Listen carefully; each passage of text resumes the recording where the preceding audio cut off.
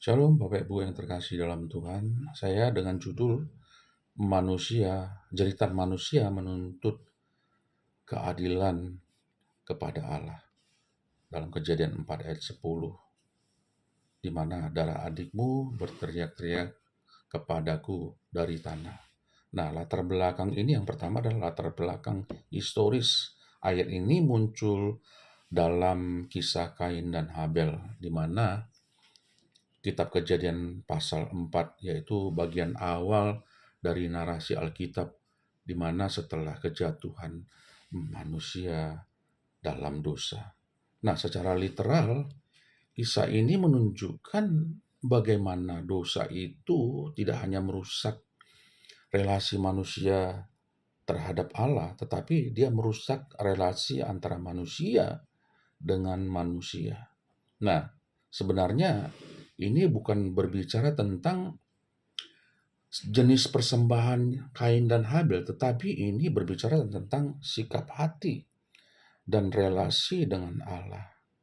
Dan yang kedua adalah makna eskatologisnya adalah ungkapan darah yang berteriak dalam teologi biblika menjadi simbol dari seruan korban yang menuntut keadilan di hadapan Allah.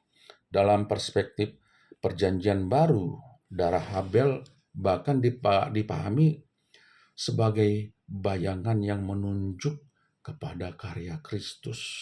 Nah, dalam surat Ibrani 12 ayat 24, di mana di situ bahwa darah Kristus berbicara lebih kuat daripada darah Habel. Jadi, darah Habel itu berseru menuntut keadilan, tetapi darah Kristus berseru membawa pengampunan. Namun demikian, Bapak Ibu yang terkasih, seruan darah tetap mengingatkan bahwa kejahatan manusia tidak akan pernah dibungkam selamanya. Allah adalah hakim dalam segala perbuatan manusia. Dan yang ketiga adalah dimensi etisnya. Setelah pembunuhan itu, Tuhan bertanya kepada Kain, "Di mana Habel adikmu?" Dan Kain menjawab dengan sebuah pertanyaan, "Apakah aku penjaga adikku?" Nah, secara etis, narasi ini justru menegaskan bahwa manusia memang dipanggil untuk sebagai penjaga kehidupan bagi sesamanya. Dosa Kain tidak hanya berupa pembunuhan, tetapi juga kecemburuan yang berkembang menjadi kekerasan. Nah, karena itu, prinsip etika yang muncul dari teks ini adalah iman kepada Allah adalah menuntut bagaimana tanggung jawab terhadap kehidupan manusia lain. Dan yang keempat adalah makna aplikatif.